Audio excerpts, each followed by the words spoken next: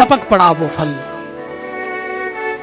नारायण की ऐसी इस वृक्ष रूपी चोटी पर यह फल लगा हुआ था, वहां से टपका है, और ब्रह्मा जी की शाखा पर आकर के थोड़ा सा अटका है। ब्रह्मा जी की शाखा से फिर टपका और नारद जी की शाखा पर अटका, फिर नारद की शाखा से टपका और व्यास जी की शाखा पर अटका, और व्यास जी की शाखा से फिर टपका तो सुखदेव जी की शाखा पर अटका, और सुखदेव जी की शाखा से टपका था तो फिर नीचे परीक्षित ने इसका पान किया है। इतना ही नहीं, जो छींटे इत्यादि पड़ गए थे, नीचे रेंगने वाले छोटे छोटे जीव, चेंटे चेंटिया, हमारी तरह तुच्छ जीव, उस छिलके, उस बूंद को पाने के लिए लालायित हो गए।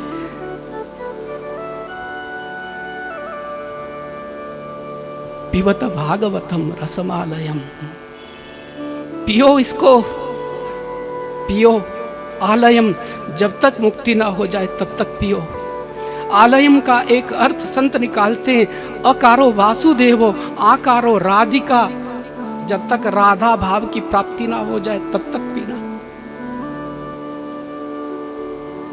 मुहुर्हु, बार बार पियो, बार बार पियो। रसिका भुवि भावुका, रसिकों और भावुकों तुम इस फल को अवश्य पीना। फल को पीना, फल को खाना नहीं, पीना। आप कहेंगे फल को तो खाया जाता है, लेकिन यहाँ व्यास जी कह रहे हैं, बोले पीना इसको, पीबत भागवतम। भागवत को सुनना भी नहीं है जी, भागवत को तो पीना है, पीना है भागवत को।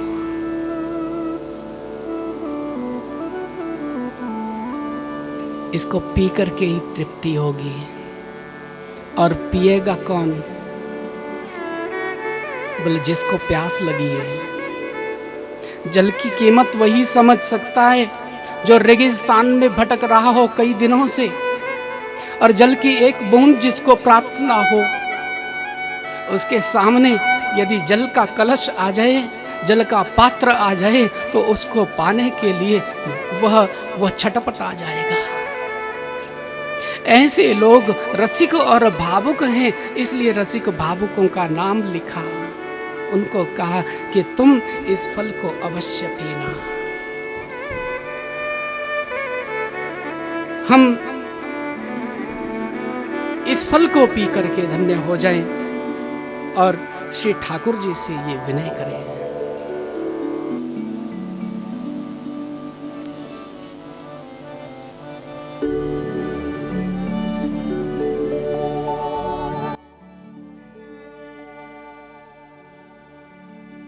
मन में बसी चाह यही, प्रिय नाम तुम्हारा उचारा करे। मन में बसी चाह यही, प्रिय नाम तुम्हारा उचारा करे। बिठला के तुम्हें मन मंदिर में, मन मोहिनी रूप निहारा करे। भर के दृग पात्र में प्रेम का जल, पद पंकज नित्य पखारा करे। बन प्रेम पुजारी तुम्हारे प्रभु, निज आरती भव्य उतारा करे। बन प्रेम पुजारी तुम्हारे प्रभु, निज आरती भव्य उतारा करे। बहुत सुंदर एक भाव है, उसको हम गुनगुनाएंगे फिर आगे बढ़ेंगे।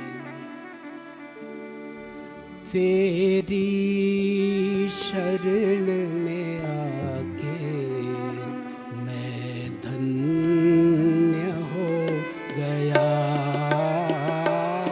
तेरी शरण में आके मैं धन्य हो गया। तेरी शरण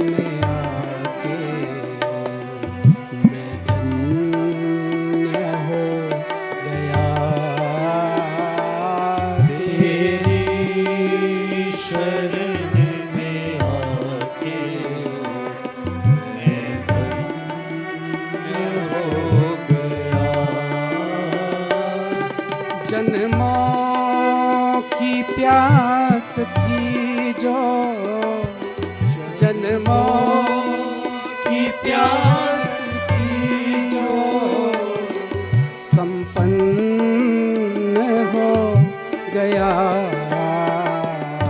तेरी शरण में आके मैं धन्य हो गया।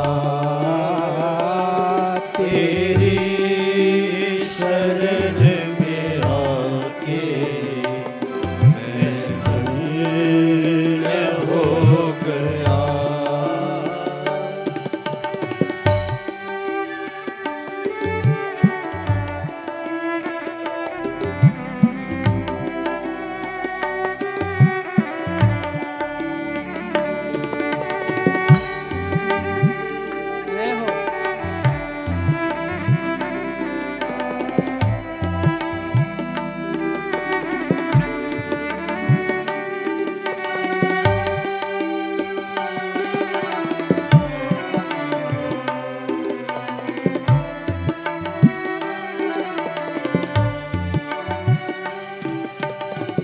कितने मिले अमीर यहाँ, कितने गरीब। कितने मिले अमीर यहाँ, कितने गरीब। कितने मिले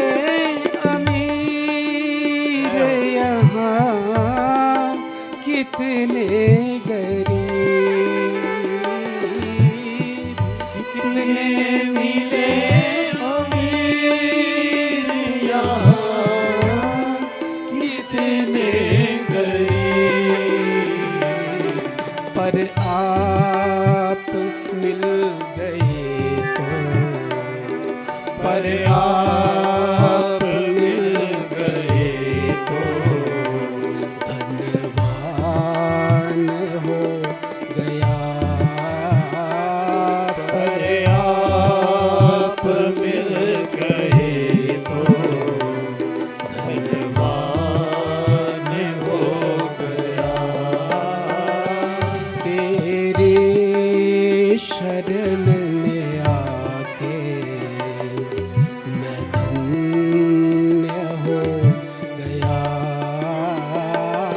तेरी शरण में आके मैं धन्य हो गया।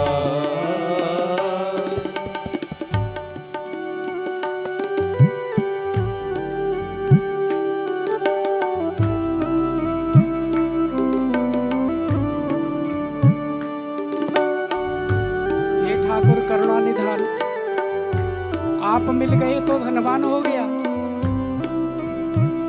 जब आप मिल गए तो और क्या चाहिए जीवन में।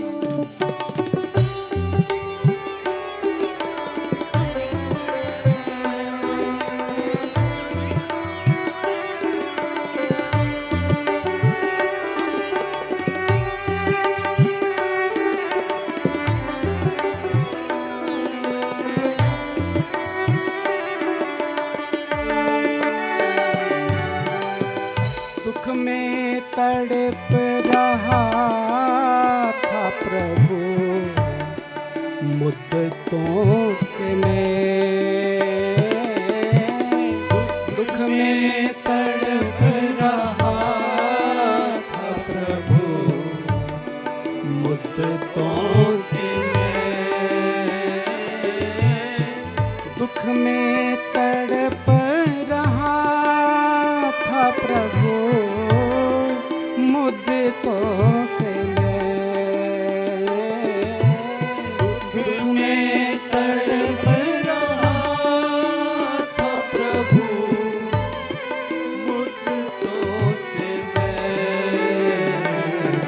एक आपका सहारा, एक आपका सहारा साकार हो गया।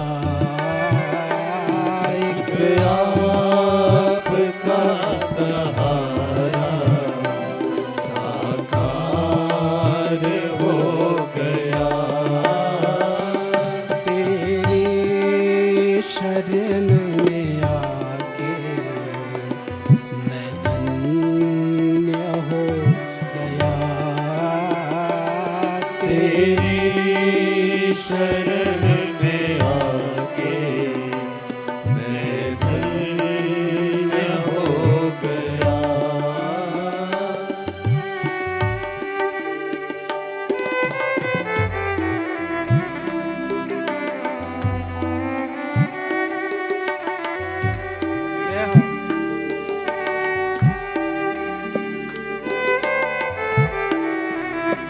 हे ठाकुर, एक कृपा करना, मुझे चरणों से कभी दूर मत करना।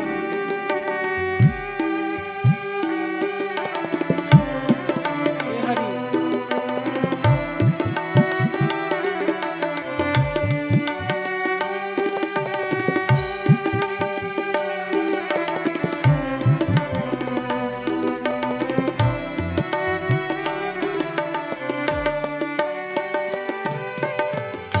चरणों से करना कभी न दूर प्रभु, चरणों से आप करना कभी न दूर प्रभु, चरणों से करना कभी न दूर प्रभु, चरणों से करना कभी न दूर प्रभु, चरणों से चरणों के ही सहारे, चरणों के ही सहारे पार हो गया। चरणों के ही सहारे अब पार हो गया। जन्मों की प्यास थी जो, जन्मों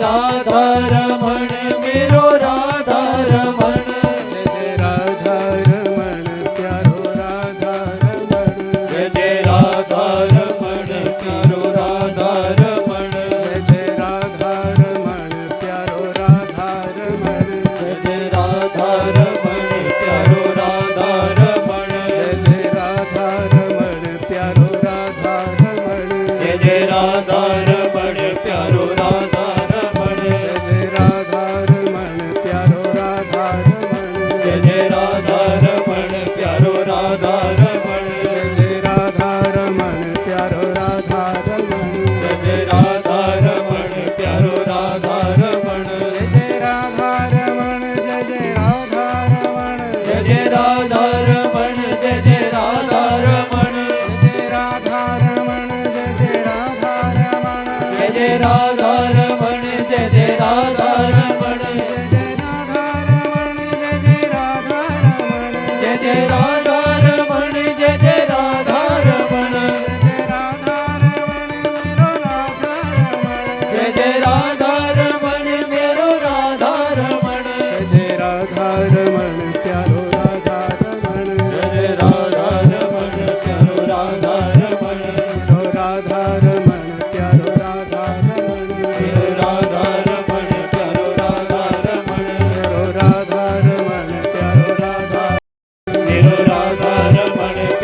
राधा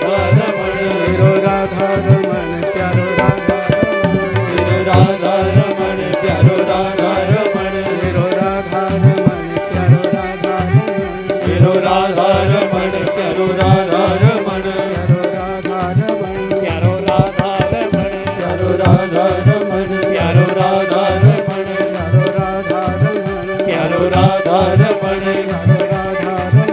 प्यारो राधा रमण प्यारो राधा रमण प्यारो राधा प्यारो रमण राधा रमण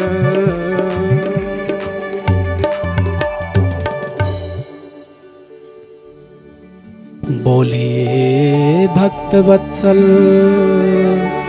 भगवान की जय।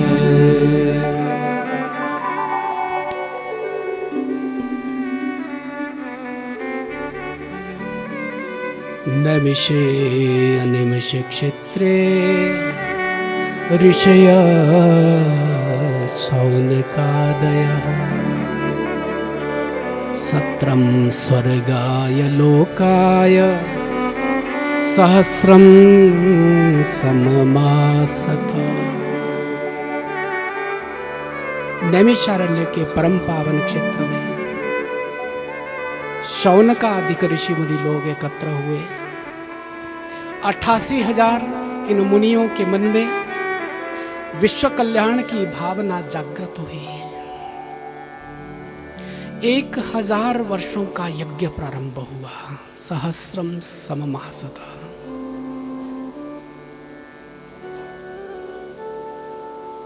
रोमहर्षण के पुत्र आदरणीय सूत महामुनि व्यास मंच पर आरूढ़ हुए।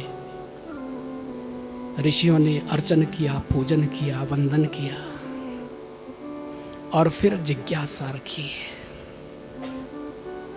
हे गुरुदेव, हमारे मन की कुछ जिज्ञासाएं हैं। यदि आप करुणा भरी दृष्टि करना चाहते हो, हमें इस योग्य समझते हो, तो हमारी इस जिज्ञासा को शांत करें। हमारे मन के कुछ प्रश्न हैं, हम आपके समक्ष रखना चाहते हैं।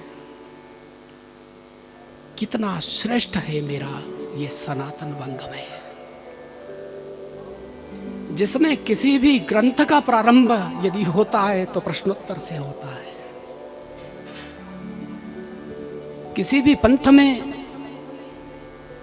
किसी भी मजहब में आप चले जाओ, दृष्टिपात करो, कहीं प्रश्न करने की इतनी छूट नहीं है। और सनातन में किसी भी चर्चा का, हरि चर्चा का जब शुभारंभ होता है तो प्रश्नोत्तर से ही प्रारंभ होता है। जिज्ञासाओं को शांत कर देने वाला मेरा सनातन है। 6 प्रश्न किए थे ऋषियों ने। हम जानना चाहते गुरुदेव, प्राणी मात्र का कल्याण कैसे हो सकता है? प्राणी मात्र के लिए परम धर्म क्या है? दूसरा हमारा प्रश्न है कि मंदिर में हम जाते हैं तो हमारे मन में बड़ा भ्रम हो जाता है कि किस देवता का पूजन थोड़ा ज्यादा करें, किसका कम करें, किसको पहले प्रणाम करें, किसको बाद में प्रणाम करें। बड़ी भ्रमित हो जाती बुद्धि। आप हमारा मार्गदर्शन करें, आप हमें बताएं कि श्रेष्ठ देव कौन है, किसकी शरण में जाकर के सभी प्रसन्न हो जाएंगे। कौन ऐसा श्रेष्ठ देवता है जिसकी शरण में यदि हम चले जाएं तो सबकी पूजा ऑटोमेटिकली हो जाए, कोई नाराज ना हो सके।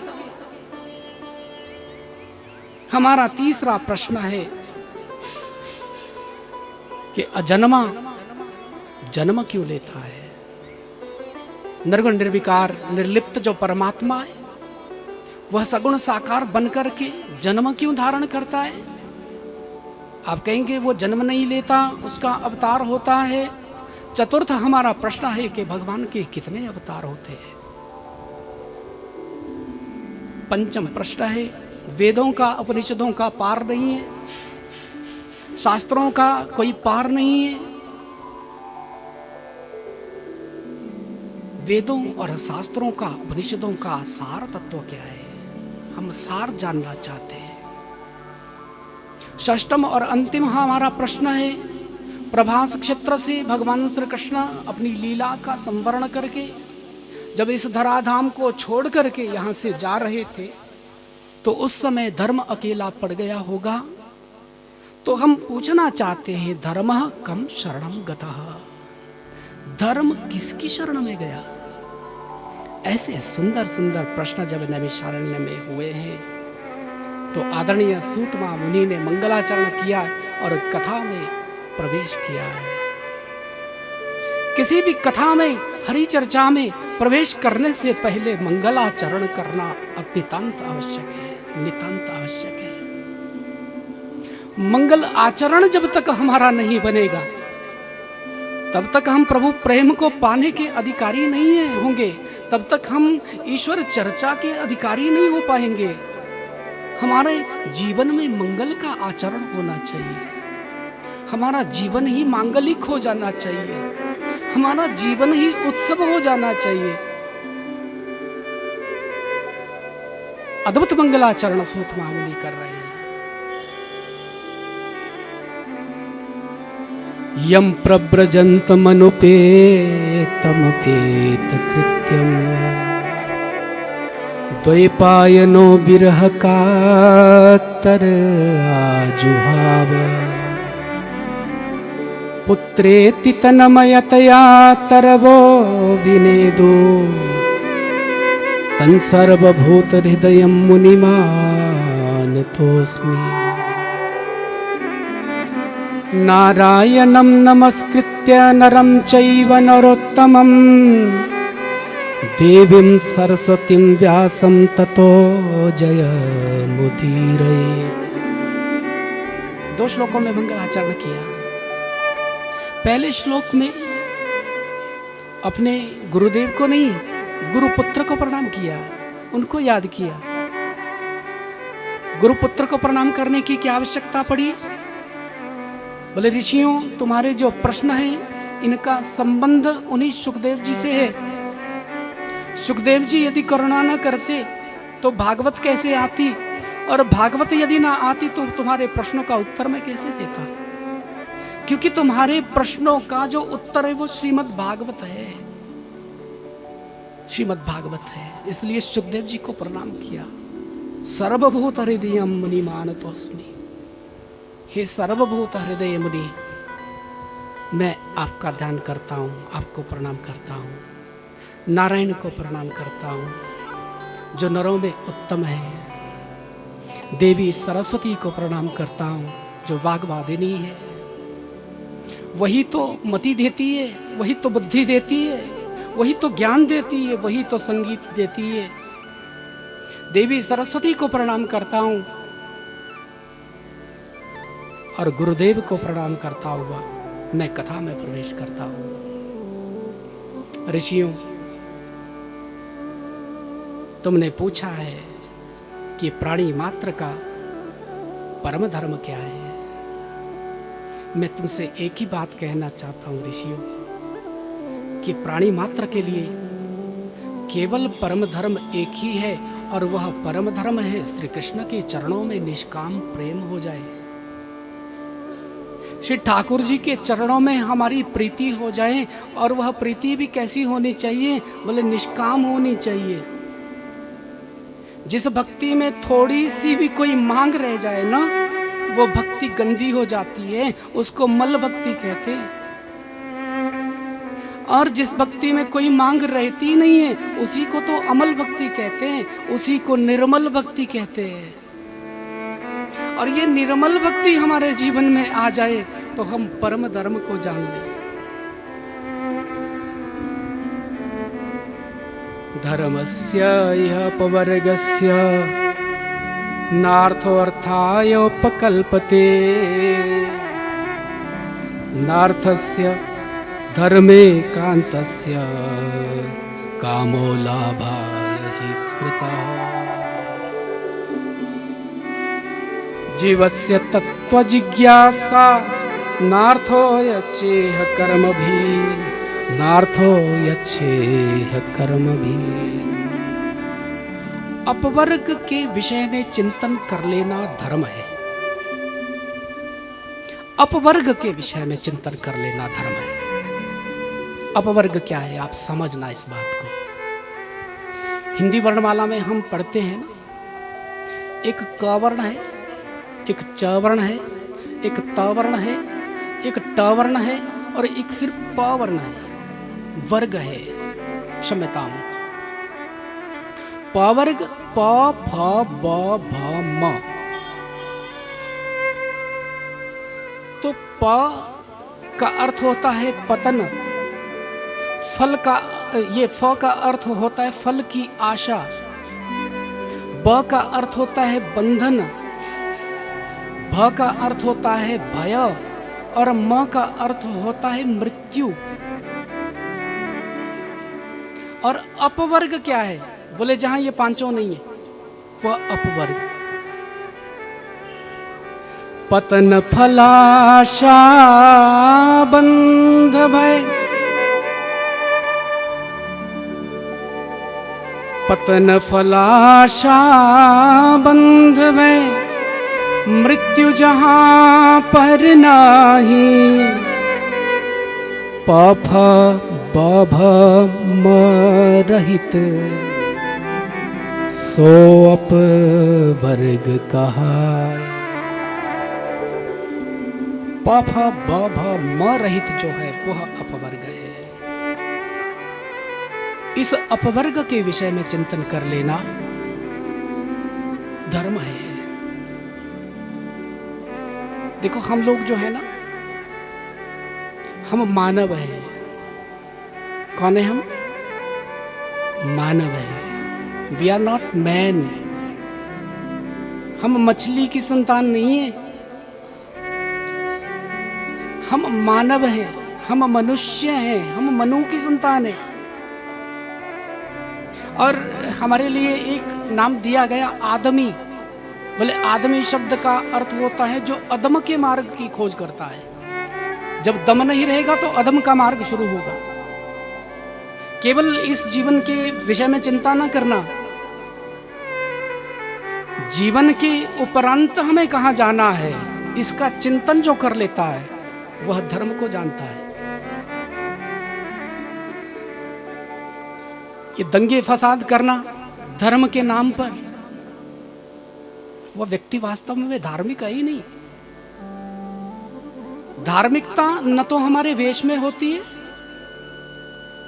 न तो हमारी वाणी में होती है। धार्मिकता तो हमारे व्यवहार में होती है। धार्मिकता तो हमारे भीतर होती है, जो हमारे व्यवहार से झलकती है। धार्मिक व्यक्ति कौन है? बहुत बड़ा प्रश्न है। धार्मिक व्यक्ति कौन है? बोले जो वसुधैव कुटुंबकम की भावना रखता है वो धार्मिक है। सब अपने, कोई पराया नहीं। एक नूर ते सब जगह उपजया, गुरु नानक कहते हैं। किसके साथ विरोध करें? कौन पराया है? सब परमात्मा की बनाई हुई मूर्ति ही तो है। सबसे प्रेम करो, सबसे प्रेम करो। प्रेम से ही जगत को जीता जा सकता है। किसी शक्ति से, ताकत से जगत को नहीं जीता जा सकता। प्रेम से ही जगत को जीता जा सकता है। परमात्मा की बनाई हुई प्रत्येक वस्तु से प्रेम करो। परमात्मा का प्रसाद समझ करके उसको ग्रहण करो। तुम धर्म को जान जाओगे। तत्व की जिज्ञासा रखना मन में। तत्व की नींव पर जो प्रेम की इमारत खड़ी होती है, उसकी मजबूती ही कुछ और होती है। तत्व की नींव होनी चाहिए, पक्की होनी चाहिए। तात्विक प्रवचन सुनने के लिए भी बड़ा जिगरा चाहिए महाराज। सब कोई सुन भी नहीं सकता है। प्यार से बोलो राधे राधे। तो श्रीमद् भागवत की कथा में पहले 2-3 दिन तो ऐसी कथा चलती है जो तात्विक तात्विक तात्विक, क्योंकि पहले नींव बनानी है ना हमें। और तत्व की नींव जब तक पक्की नहीं होगी तब तक वो बिल्डिंग सुरक्षित नहीं हो सकती है जो प्रेम की बनेगी ऊपर से। तो प्रेम की बिल्डिंग अगर बनानी है, तत्व की नींव को पक्की करना पड़ेगा। तत्व का चश्मा लगाना, सब में एक ही परमात्मा दिखेगा। और परमात्मा होता ही एक है, दो होता ही नहीं। केवल एक होता है। एको हम बहुत श्याम, एक से अनेक होने की इच्छा करता है तो हो जाता है। भक्तों की भक्ति के कारण, उनके प्रेम के कारण वह एक रूप से अनेक रूप धारण कर लेता है। अनेक रूप आए विष्णवे प्रभु विष्णवे। अनेक नाम धारण कर लेता है। जो तुम्हें नाम अच्छा लगता है वो नाम लेना, जो रूप अच्छा लगता है उसको हृदय में बसा लेना। वही श्रेष्ठ देव है, उससे बड़ा कोई देवता है ही नहीं। तुम्हारे इष्ट से बड़ा कोई नहीं है, उसको बदलने की आवश्यकता नहीं है। परमात्मा के किसी भी स्वरूप से प्रेम कर लो, लेकिन एक ही स्वरूप से प्रेम करना, क्योंकि एके साधे सब सधे और सब साधे सब जाए। यथा तरोर बहुल निषेचनेन तप्यन्ति तत्स्कंद भुजोपशाखा। जैसे एक वृक्ष की जड़ में जल देने से उसका तना, उसकी शाखाएं, पत्तियां तक सब तृप्त हो जाती हैं। ऊपर से बौछार करने की आवश्यकता नहीं है। सबको प्रणाम करना, सबका पूजन करना, सबका अर्चन करना, क्योंकि सबको किया हुआ प्रणाम भगवान श्री कृष्ण को हो जाता है, ऑटोमेटिकली हो जाता है। केशवम प्रतिगच्छति। जैसे सब नदियां सागर में विलीन हो जाती है, ऐसे सब देवताओं का किया हुआ पूजन श्री कृष्ण का ही पूजन हो जाता है।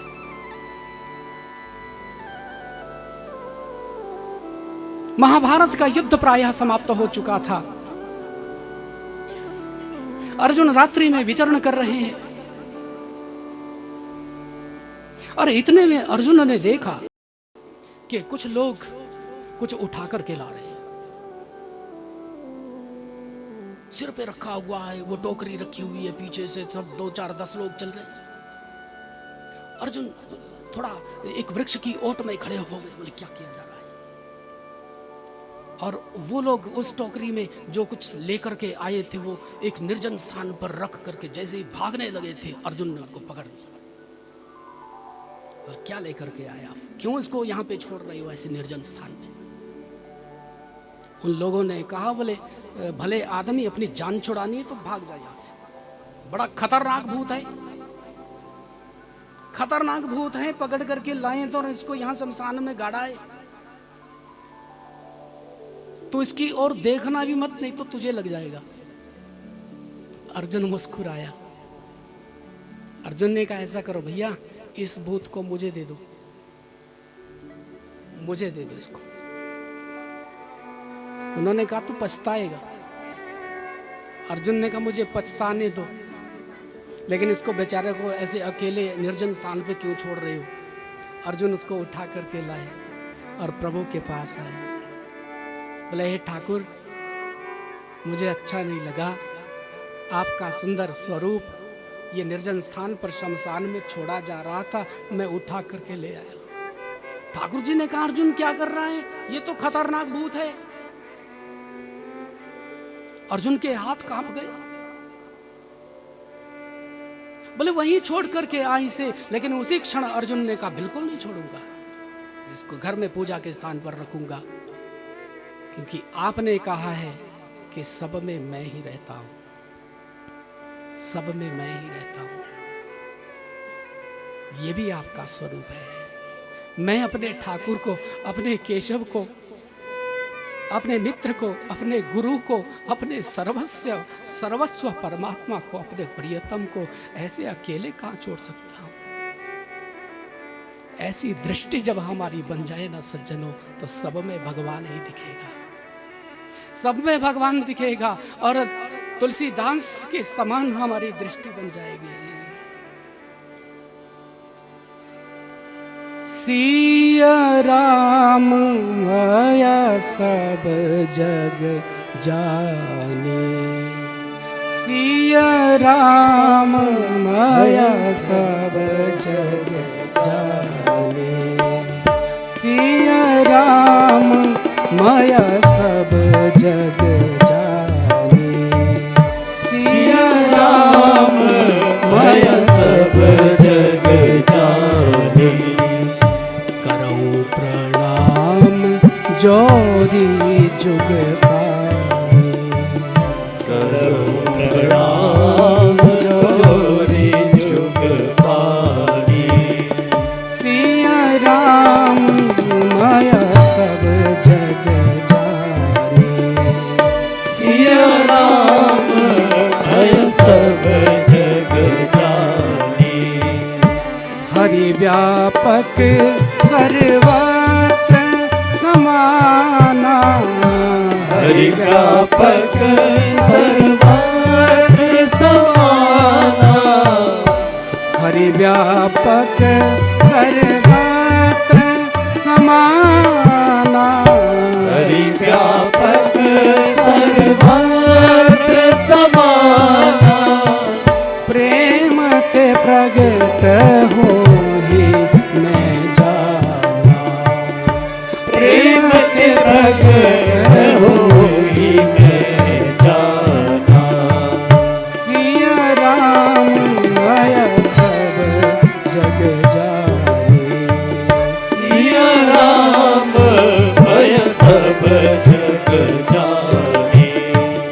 बड़े भाग मानुष तन पावा, बड़े भाग मानुष तन पावा, बड़े भाग मानुष तन पावा, बड़े भाग मानुष तन पावा।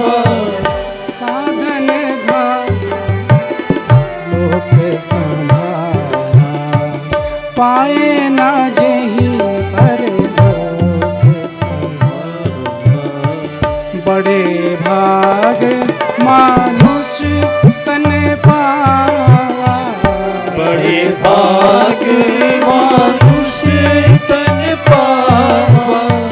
सुर दुर्लभ सद्ग्रंथ निगावा, सुर दुर्लभ सद्ग्रंथ निगावा, सुर दुर्लभ सद्ग्रंथ निगावा, सुर दुर्लभ सुर दुर्लभ सुर दुर्लभ सद्ग्रंथ निगावा। तो हरि व्यापक सर्वत्र समाना, देखो दो बातें, हरि व्यापक है, सर्वत्र है। पहली बात तो ये हम मन में बिठा लें कि भगवान सर्वत्र है। सब जगह है। और दूसरी बात यह है कि समान रूप से है, कहीं पे ज्यादा कहीं पे कम ऐसा नहीं है। एक विग्रह में भी उतना ही है, एक चलती फिरती मूर्ति में भी इतना ही है, एक हाथी में भी उतना ही है, एक चींटी में भी उतना ही है। अलक्ष्य सर्वभूतानाम अंतर्बहिर्वस्थिताम,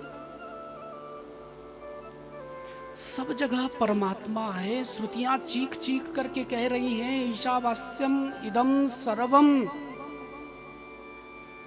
सब जगह परमात्मा है, कोई मानने के लिए तैयार ही नहीं है। कहीं पे ज्यादा कहीं पे कम नहीं है। बोले ठीक है, सब जगह परमात्मा है, समान रूप से है, लेकिन मिलेगा कैसे?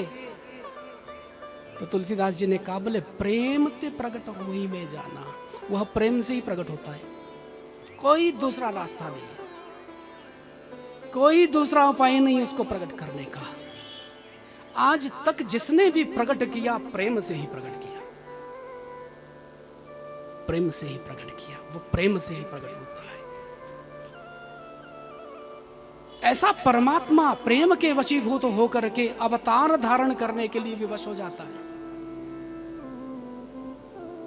एक नहीं, दो नहीं, 24 अवतार परमात्मा के होते हैं, क्योंकि उनकी प्रतिज्ञा है संभवामी युगे युगे, प्रत्येक युग में परमात्मा अवतार लेता है जी। भगवान का पहला अवतार है सनक सनंदन सनातन सनत कुमार के रूप में, जिसको सनत कुमार अवतार कहा जाता है। भगवान का दूसरा अवतार है वराह अवतार। भगवान का तीसरा अवतार है संत नारद के रूप में। भगवान का चौथा अवतार है नर नारायण का अवतार।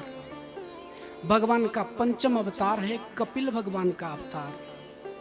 छठा अवतार है दत्तात्रेय अवतार। सप्तम अवतार है यज्ञ अवतार। अष्टम अवतार है ऋषभ देव जी का अवतार। नवम अवतार भगवान का है पृथु अवतार।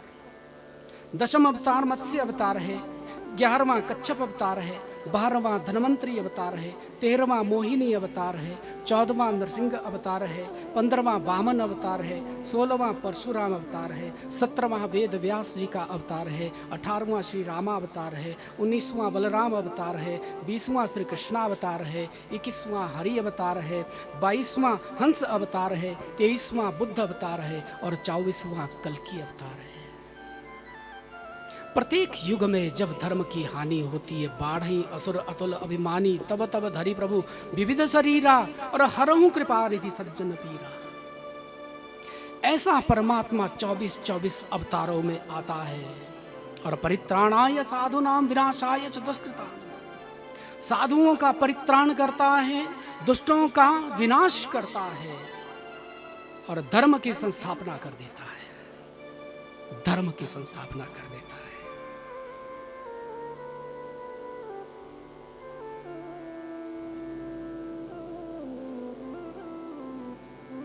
ऋषियों ने प्रश्न किया, बोले महाराज, ये जो 24 अवतार भगवान के होते हैं, क्या इनमें कोई भेद होता है?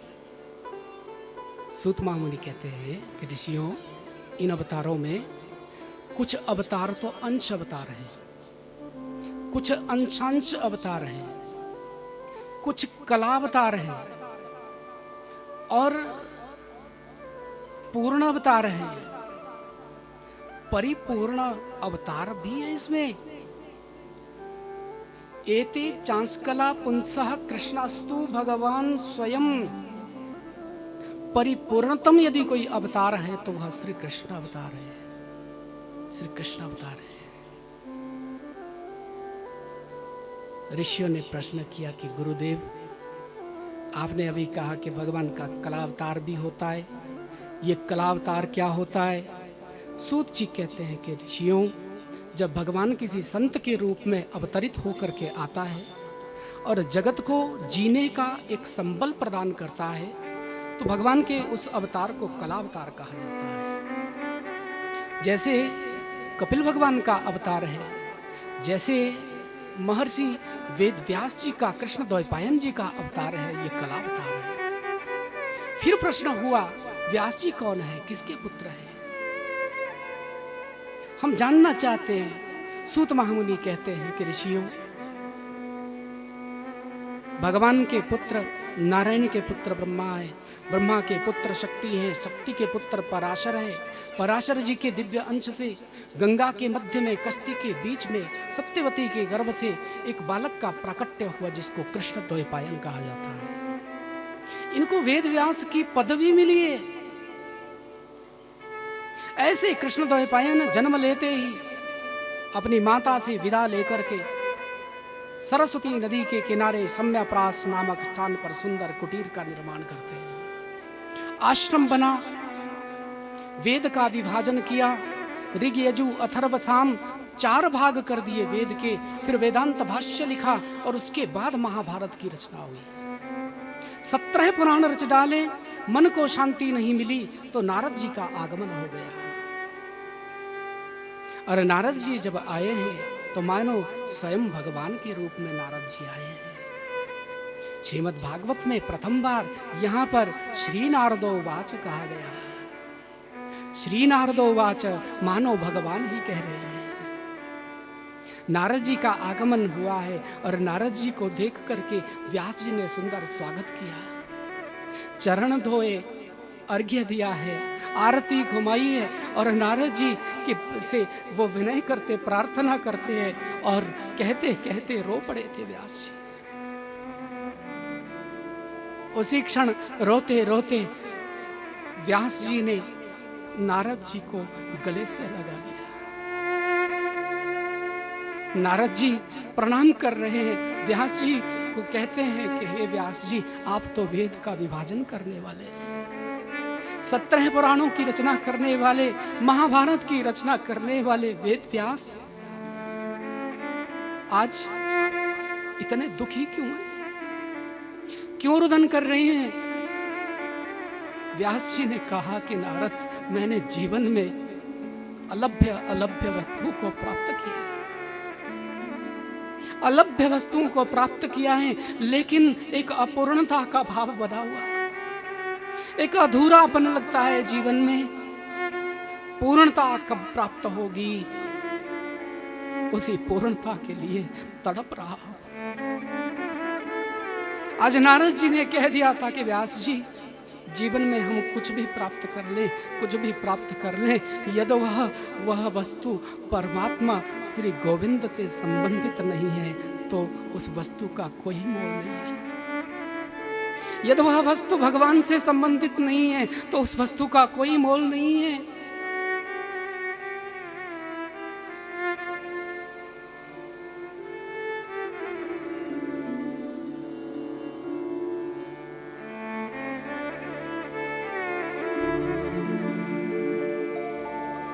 निष्कर्म्यमप्यो अच्युत भाववर्जितम् न शोभते ज्ञानमलं निरंजनम्। कोई वह कार्य शोभनीय नहीं है जो परमात्मा से संबंधित नहीं है। वही कार्य श्रेष्ठ है, वही धन श्रेष्ठ है, वही संपत्ति श्रेष्ठ है जिसका संबंध हमने परमात्मा के साथ जोड़ दिया। हे व्यास जी, आपने अभी तक निर्मल भक्ति का यशगान नहीं लिखा है, इसलिए आप ये अतृप्तता का भाव लिए हुए हैं। आपको निर्मल भक्ति का यशगान लिखना चाहिए। वह निर्मल भक्ति का यशगान क्या है? व्यास जी ने प्रश्न किया तो नारद जी ने अपने पूर्व जन्म का चरित्र कहा है। हे व्यास जी, अपने पूर्व जन्म में एक निर्धन दासी का मैं पुत्र हुआ करता था।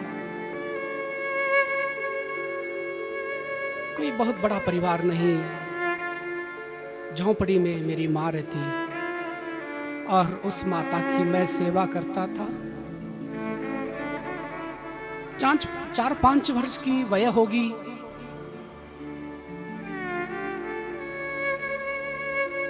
माता की सेवा करता, माँ लोगों के घर में जाती, संतों के आश्रम में जाती और आश्रम में जाकर के थोड़ा सेवा कर लेती,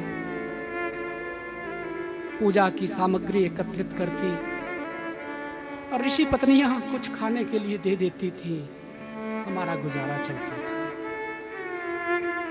व्यास जी, पूर्व के जन्मों के पुण्यों का उदय हुआ। हमारी कुटिया के समीप चातुर्मास्य यज्ञ करने के लिए कुछ संतों का आगमन हुआ। संत लोग आए और बहुत बड़े यज्ञ की व्यवस्था बनी। 4 महीने का यज्ञ था।